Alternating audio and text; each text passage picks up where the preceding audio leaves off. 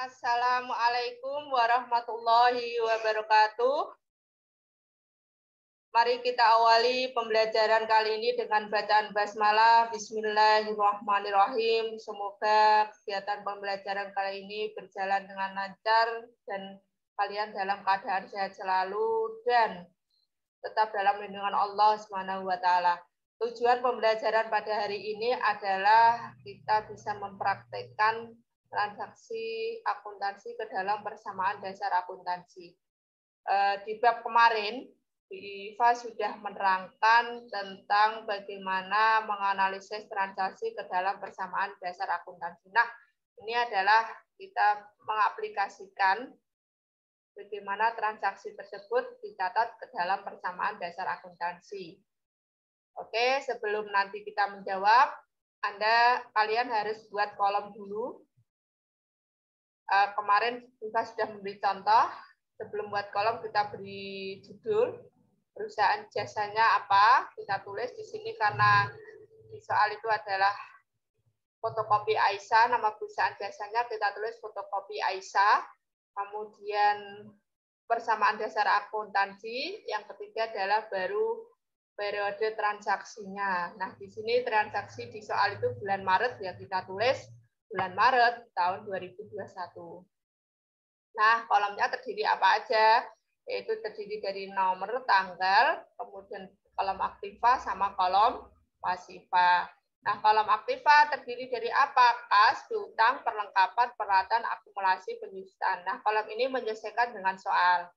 Kemudian pasifanya terdiri dari utang usaha, utang bank, modal, dan ada keterangan. Nah, keterangan ini adalah merupakan keterangan dari modal. Nah, di sini IFA pada menulisnya adalah dalam ribuan rupiah.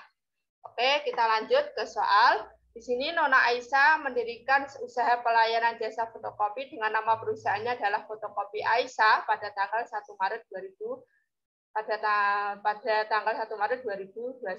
Nah, transaksi ini selama bulan Maret 2021 sebagai berikut. Pada tanggal 1 Maret, Nona Aisyah menyetorkan modal ke perusahaan berupa uang tunai sebesar 20 juta. Berarti akan menimbulkan kasnya bertambah sebesar 20 juta. Dan peralatan dengan nilai 5 juta. Berarti peralatan juga bertambah sebesar 5 juta. Dan akan menimbulkan modalnya bertambah sebesar berapa? Sebesar 25 juta. Kenapa 25 juta? Ini adalah dari berupa uang tunai sama peralatannya sebesar 25 juta. Keterangannya adalah modal awal. Kita lanjut transaksi tanggal 2 Maret. Perusahaan meminjam uang dari Bank Muamalat sebesar 6 juta dengan bagi hasil 20% setahun. Berarti ini akan menimbulkan kasnya bertambah sebesar 6 juta karena mendapat uang pinjaman. Tapi utang banknya juga bertambah sebesar 6 juta karena meminjam uang dari Bank Muamalat. Kemudian tanggal 4 Maret dibeli kertas tinta dan alat tulis secara tunai sebesar 2 juta dicatat sebagai perlengkapan. Kenapa kok dimasukkan ke dalam perlengkapan? Ingat bahwa perlengkapan itu adalah barang yang habis dipakai. Barang yang habis dipakai. Nah, berarti secara tunai berarti mengakibatkan kasnya berkurang sebesar 2 juta dikasih burung. Kalau manual ya dikasih burung, tapi karena Bu Iva ngetiknya di Excel nanti secara otomatis burung berubah menjadi minus. Dan mendapatkan perlengkapan sebesar 2 juta. Perlengkapannya bertambah. Kemudian transaksi tanggal 5 Maret dibeli mesin fotokopi. Nah, dibeli mesin fotokopi berarti masuknya di mana ini? Berarti dimasuknya di peralatan. Kenapa di peralatan? Karena mesin itu umur ekonominya lebih dari 1 tahun. Dan ingat, peralatan itu adalah barang yang rusak dipakai. Berarti aus. Berarti masuknya di peralatan. Peralatannya bertambah sebesar 10 juta. Baru dibayar per kas 4 juta. Berarti mengakibatkan kasnya berkurang sebesar 4.500.000. Karena Nah, karena baru dibayar 4.500.000, harganya 10 juta, berarti akan menimbulkan utang. Nah, utangnya berapa? Berarti selisih antara 10 juta sama yang baru dibayar 4 juta, berarti ketemu 5.500.000. Berarti utangnya bertambah. Tanggal 15 Maret dibayar berbagai beban sebagai berikut, berarti akan mengakibatkan kasnya berkurang sebesar 900.000 karena berkurang. Nah, modalnya juga akan berkurang sebesar 900. Digunakan untuk apa aja itu? Digunakan untuk bayar listrik 250.000. Berarti keterangannya kita tulis beban rekening listrik. Kemudian 600.000 untuk beban gaji. Kemudian 50.000 untuk beban lain. Kita tulis di sini beban lain. Kemudian kita lanjutkan transaksi tanggal 20 Maret. Dicatat penerimaan pendapatan fotokopi berkas untuk periode. Berarti ini akan mengakibatkan kasnya bertambah. Sebesar berapa? 3.100.000. Dan mengakibatkan modalnya juga bertambah sebesar 3.100.000 dengan keterangan pendapatan. Kemudian kita lanjutkan tanggal 21. Telah diselesaikan pekerjaan fotokopi milik PT Laba kepada PT Laba. Kepada PT Laba dikirim faktur tagihan. Oh, berarti pekerjaan ini sudah selesai, tapi belum menerima uang. Berarti masuknya di piutang. Sebesar 600.000 bertambah piutangnya. Modalnya juga bertambah sebesar 600.000. Masuknya di keterangannya pendapatan. Kemudian kita lanjut transaksi tanggal 22. Dibayar utang kepada PT Gumilang. Berarti ini mengakibatkan apa? Kalau dibayar utang, mengakibatkan kasnya berkurang sebesar 1.500.000 dan utangnya juga berkurang sebesar 1.500.000. Tanggal 25 Maret diambil uang kas perusahaan untuk keperluan pribadi Nona Aisyah sebesar 500.000. Berarti diterima dari PT Laba. Berarti kasnya bertambah sebesar diambil uang kas tanggal 25 Maret, maaf ya, tanggal 25 Maret diambil uang kas, berarti kasnya berkurang sebesar 500.000.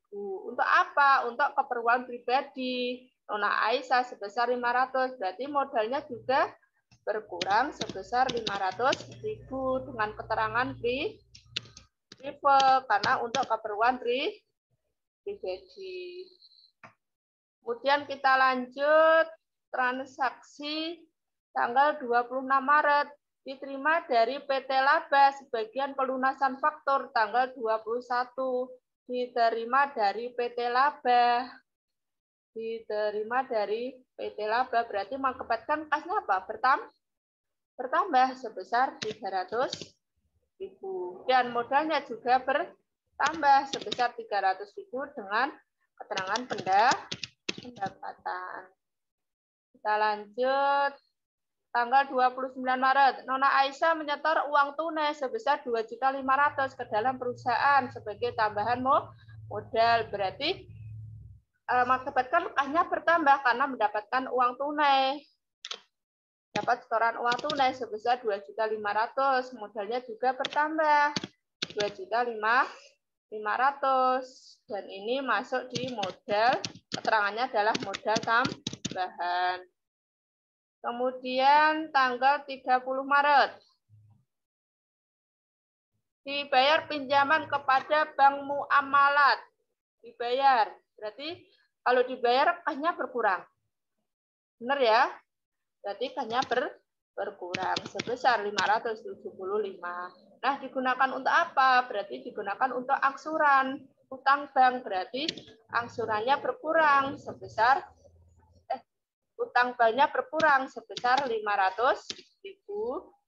dan sebesar 75.000 di modal dengan keterangan beban bagi hasil. Kemudian kita lanjut soal tanggal 30 Maret yang satunya. Dicatat penerimaan pendapatan fotokopi per kas, berarti kasnya bertambah sebesar 1.750.000. Modalnya juga bertambah 1.750.000 dengan keterangan pendapatan. Kemudian tanggal 31 Maret.